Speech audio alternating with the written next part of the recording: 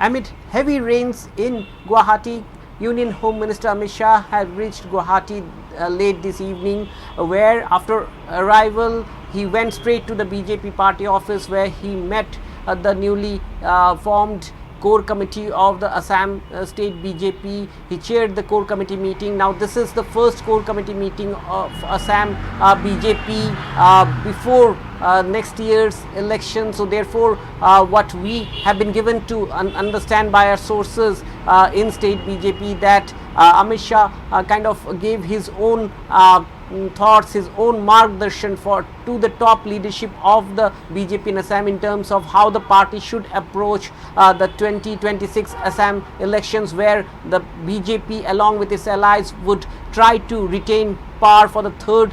term. And in fact after that Amit Shah actually had his dinner with party leaders and workers, and tomorrow he is going to first inaugurate the newly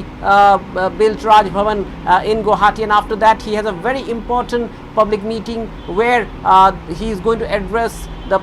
public representatives of the NDA from the panchayats in Assam. This will also be a major show of strength of the NDA in Assam, given the fact that Amit Shah's visit comes after a month of Rahul Gandhi's visit, where he had attacked Assam Chief Minister directly and also the union government. Now in this rally, what we have been given to understand by insiders within BJP is that Amit Shah is going to give a direction to